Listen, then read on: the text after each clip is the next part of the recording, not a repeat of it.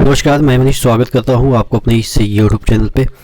दोस्तों, आपके सामने आज जनरल साइंस के कुछ महत्वपूर्ण प्रश्न हैं, तो थोड़ा सा पेशेंस रख के ध्यान दीजिएगा। ये सभी क्वेश्चन जो आपके एग्जामिनेशन हो रहे हैं उसी में कुछ चुनिंदा प्रश्न हैं जो कि थोड़ा सा डिफ़िकल्ट होते हैं, या जो प्रश्न आपको आते हैं उसको छांट दिया जाता है और चुनिंदा प्रश्न ही लाए जाते हैं।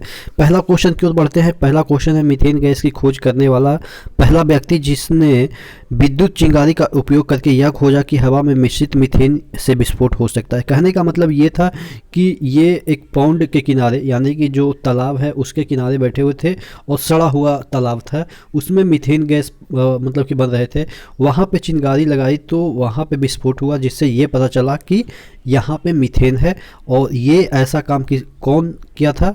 ये काम वोल्टा ने किया था, एलेसेंड्रो वोल्टा ने किया था।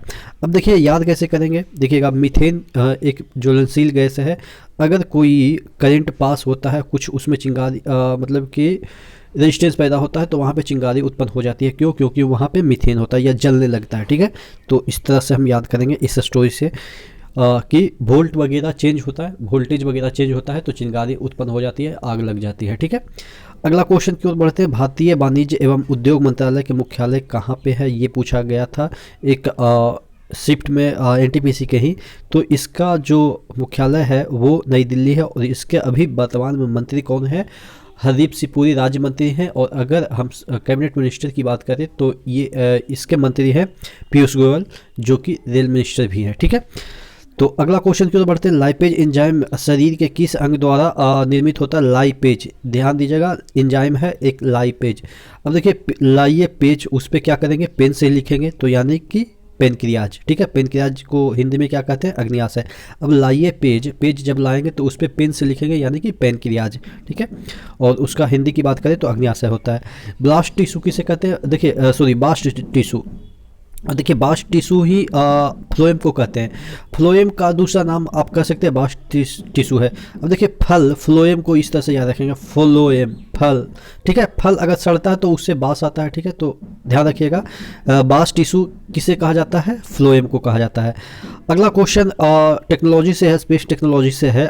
इसरो ने पहली बार जीएसएलवी यानी कि जियो सिंक्रोनस लॉन्च व्हीकल का सफल प्रक्षेपण कब किया था? सफल इस्तेमाल कब किया था? प्रक्षेपण तो उपग्रह का होता है, इस्तेमाल कब किया था? मतलब कि ये एक प्रकार का व्हीकल है, गाड़ी है, जिसकी सहायता से जो बड़े बड़े सैटेलाइट होते हैं उसको लॉन्च किया जाता है। ठीक है, तो यही पूछ रहा है, जियो सिंक्रोनस लॉन्च व्हीकल, लॉन्च करने वाला ये व्हीकल होता है, उसका सफल परीक्षण इस्तेमाल इसरो ने कब किया था?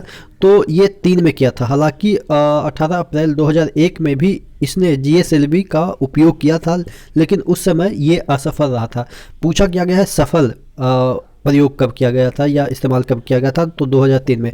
अब यहाँ पे है जियो सिंक्रोनस लॉन्च व्हीकल, यानी कि जियो सिंक्रोनस मतलब क्या होता है कि पृथ्वी के रिस्पेक्ट में जो उपग्रह छोड़े गए हैं वो हमेशा इसी के मतलब कि सामने होंगे। यानी कि कहने का मतलब जियो सिंक्रोनस मतलब कि अस्थिर होता है, भू अस्थिर उपग्रह है, यानी कि जिस पॉइंट पे से दिख रहा है वो उपग्रह उसी पॉइंट पे हमेशा रहेंगे। ठीक है, क्योंकि पृथ्वी मूव कर रही है तो उसी गति से ये भी आपके सैटेलाइट मूव करेंगे।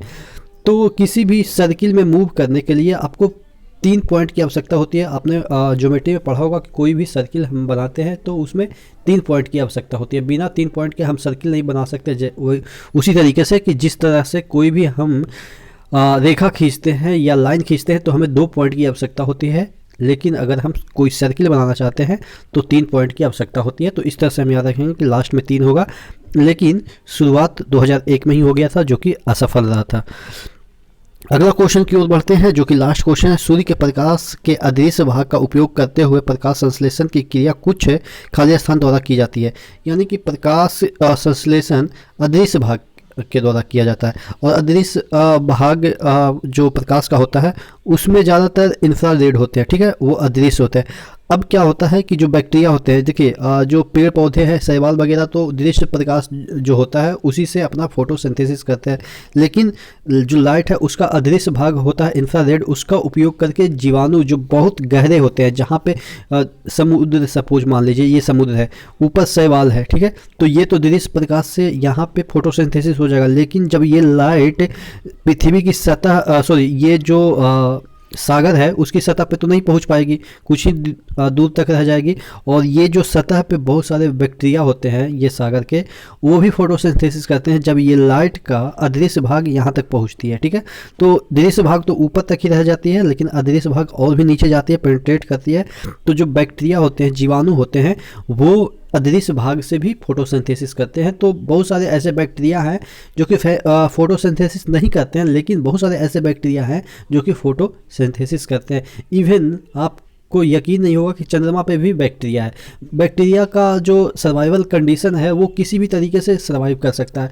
इवन वो सन के जो टेम्परेचर है उसमें भी सर्वाइव कर सकता है। ऐसे ऐसे कुछ बैक्टीरिया होते हैं, ठीक है। तो जो बैक्टीरिया होता है वो एकदम से काफ़ी लो और काफ़ी हाई टेम्परेचर पे सर्वाइव कर सकता है। काफ़ी लो टेम्परेचर की बात करें तो जितना भी लो, आप 0 डिग्री सेंटीग्रेड से थोड़ा, सॉरी 0 डिग्री केल्विन से थोड़ा सा भी ऊपर जाएंगे तो थोड़ा एकदम से काफ़ी कम टेम्परेचर होगा, तो वहाँ पे भी सर्वाइव कर लेता है। लेकिन और सन का जो टेम्परेचर है उतना टेम्परेचर में भी सर्वाइव कर लेता है। तो आप समझ सकते हैं कि बैक्टीरिया में वेरिएशन कितना है टेम्परेचर के प्रति, ठीक है। तो आशा करते हैं चीज़ें आपको समझ में आई होगी। अगले लेक्चर में मिलते हैं, तब तक के लिए धन्यवाद।